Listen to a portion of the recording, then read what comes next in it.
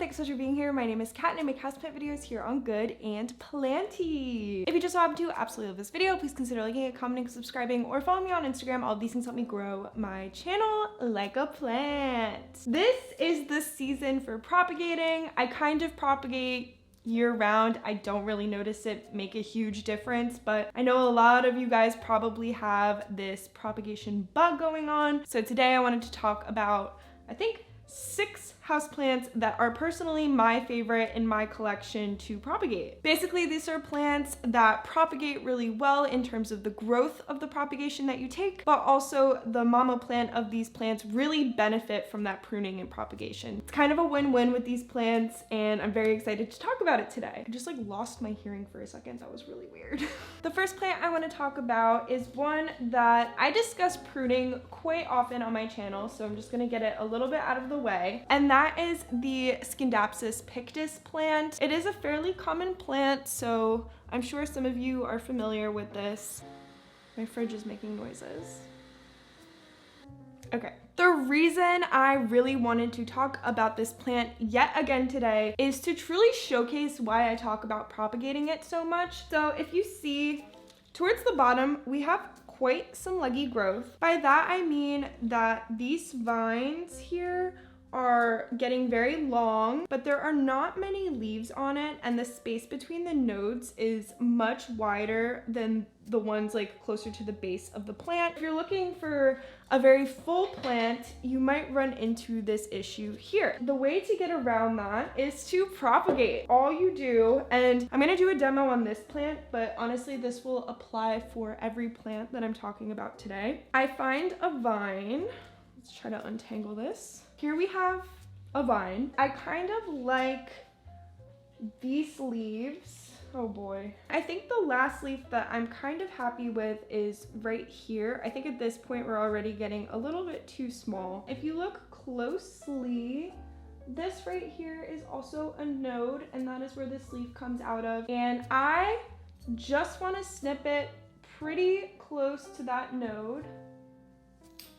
Here we have a cutting. From here, it'll kind of depend on what your plant looks like, but for example, for each propagation, you're gonna need 1 node. So for this example right here, I would make a cut. And here is a 1 leaf, 1 node propagation of my Scindapsus. For the rest of this plant, you have nodes but no leaves. You can still grow with these, so I would make a cut in between the 2 nodes right here, and that gives me a cutting with just a node.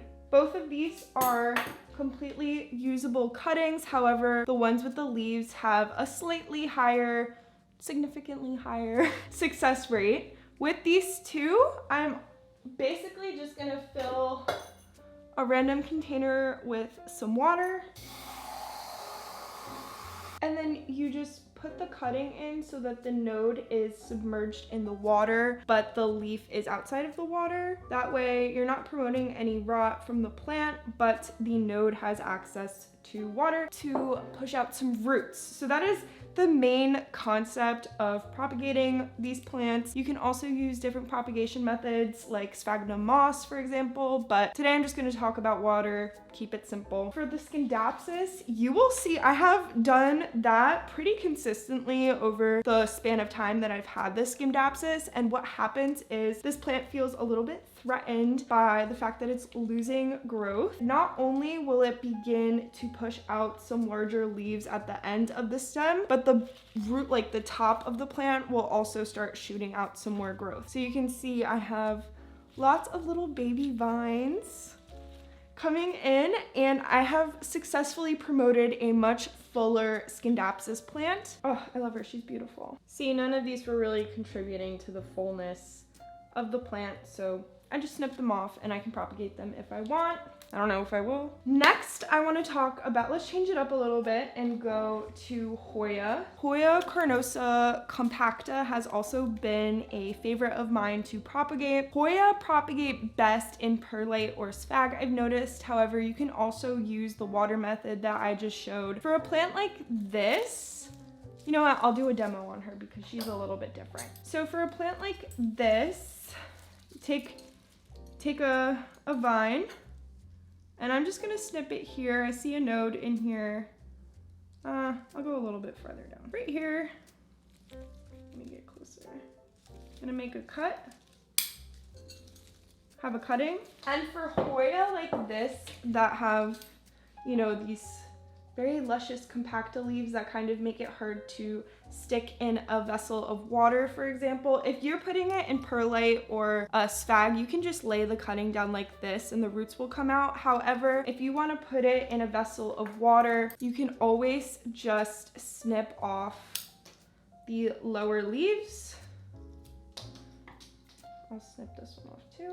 And expose some of that stem to place in water. That's true for regardless if it's a Hoya or a Pothos or a Scindapsus, whatever. You can always take a little bit of a larger cutting and snip off some additional leaves to make it easier to plop into a vessel. Same deal for the Hoya. I really enjoy taking cuttings from her. They prop, again, the best in high humidity environments like a propagation box filled with sphagnum or perlite. However, I've also had success propagating Hoya in water. Very simple process. When you have a propagation in water like this, I recommend changing out that water maybe like once a week or something like that. And then once the roots are at a sizable length for the size of the cutting, for something like this, I would look for like maybe 3 inches of roots before potting it up in some airy soil. And then after I pot it up, I would keep that soil moist for about 2 weeks, just lightly moist, because you don't want to, you know, stress out the plant from going in all water to having very dry soil. Getting back to the Hoya here, again,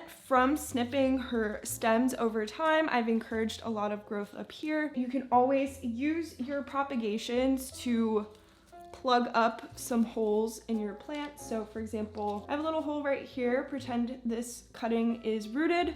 I can just pot it up in here and it'll begin to grow and fill out the rest of the plant. Propagation is great. You can have free plants for yourself. You can fill out a plant that you already have, or you can use it for trades, gifting, stuff like that. The next plant I want to talk about is right here. That is my Philodendron Brazil. This plant is kind of similar in vibe to the Scindapsus pictus. However, it is a different genus. It is a philodendron. I really like propagating the vining philodendron because very similar to the Scindapsus pictus, it encourages a lot of growth up here. It encourages larger leaf growth down at the bottom of the vines. The cuttings themselves root very quickly. Again, you can do something as simple as water. However, in comparison, let me get a plant real quick.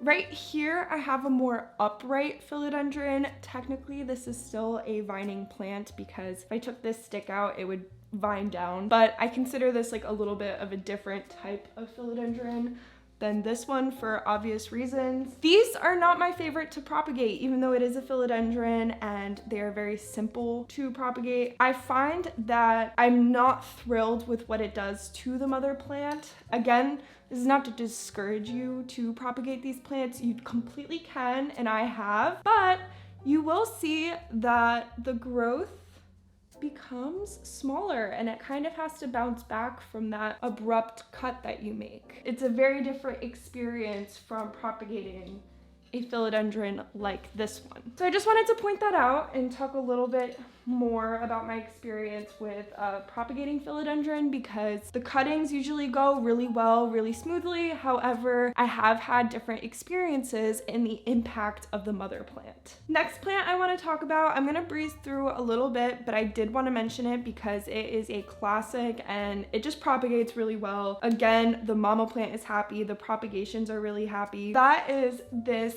golden Pothos back here. I'll get her for demonstration.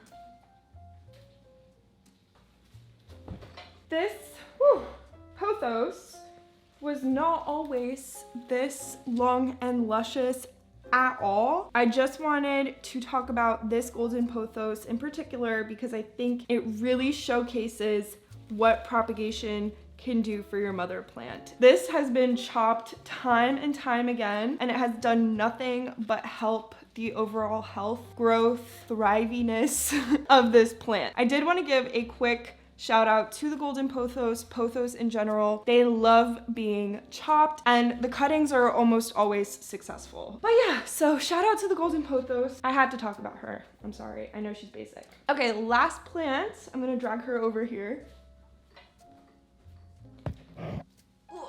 I want to talk to you all for the last plant about the Syngonium podophyllum albovariegatum. Again, it is very similar to all the other plants we talked about. You're encouraging larger growth, happier growth on the mama plant. They bounce back really fast. And in addition to that, the propagations are typically successful. But the reason I want to talk about this plant in particular is because it is a variegated plant and these can revert. Some things to look out for: the variegation progress on plants like this. My number one motive for ever cutting this plant is usually because the new growth is coming out way too white. If I have too many white leaves in a row, that is essentially a death sentence for your plant because you're not stopping that white growth and your plant does not have enough chlorophyll to sustain itself. If you see that your new growth, this leaf got a little stuck. I need to spray it with some water. But you can see, if I push this closer, these new leaves here do have hints of green in them. So this is a very healthy variegation. Noticeable, it's strong, it's consistent, but it is not overtaken by the white. But that used to not be the case with this plant. I had to chop it kind of down over here. You can see where the stem kind of starts growing to the side. That is where I took a propagation, and that is because I had way too many white leaves coming out and it was not healthy for this plant. I wanted to encourage her to have a healthier variegation pattern, and from that cut I have gotten some absolutely beautiful leaves with the variegation consistency that I would like to see for this plant. That is another reason for variegation. Here's another leaf lost.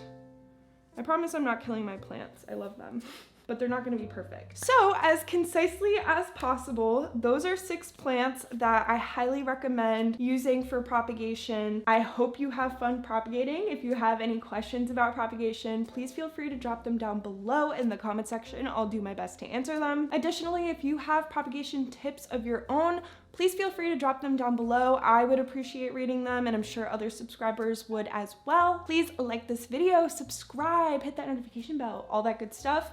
And I will see you in my next video. Bye.